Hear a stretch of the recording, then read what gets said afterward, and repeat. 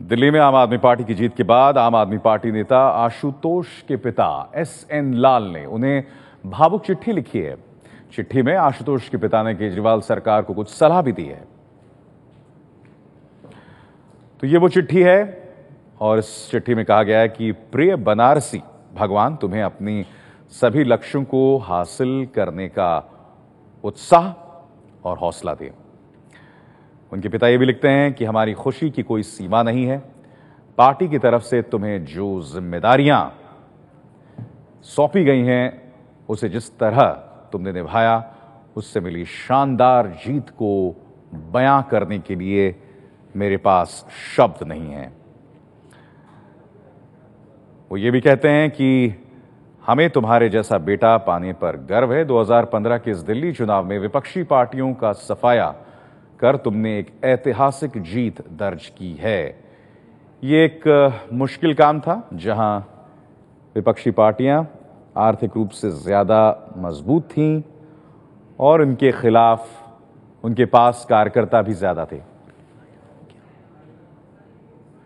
मैं तुम्हें और तुम्हारी पार्टी के सभी कार्यकर्ताओं को सलाह दे रहा हूं कि बहुत ही विनम्रतापूर्वक अपना काम करें और केंद्र के साथ बेहतर तालमेल रखें। जल्दबाजी में कोई निर्णय ना लें और जनहित को ध्यान में रखते हुए सुलझे हुए फैसले करें। वो ये भी लिखते हैं कि भगवान तुम्हें ढेर सारी खुशियां दें, तुम्हारी सेहत बनी रहे।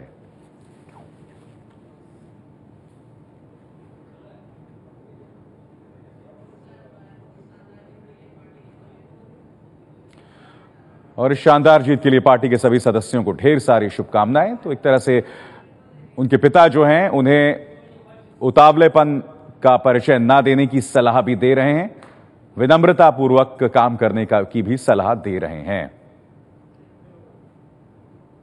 ऐसा कि इलेक्शन के मद में बहुत ज़्यादा इन लोग वो ना हो जाएं कि हमने बहुत सक्सेस कर ली और बड़े मेहनत से इन लोगों ने काम किया है इस चीज़ को।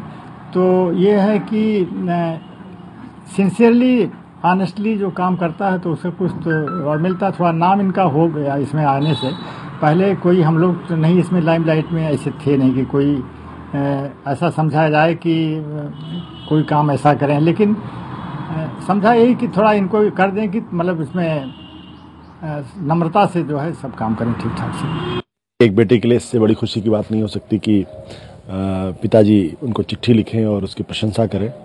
मेरे लिए तो ऐसा लगता है जैसे कि मेरा जन्म पूर्ण हो गया है।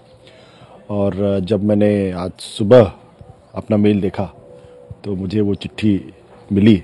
मुझे मालूम है कि उनको इंटरनेट चलाने नहीं आता, नहीं उनको अपलोड करने आता है, लेकिन उन्होंने खुद टाइप किया और टाइप करने के बाद शायद मेरी भतीजी ने उसको अपलोड किया होगा। तो मैं तो देखकर बिल्कुल भावविभोर हो गया, बहुत इमोशनल हो गया।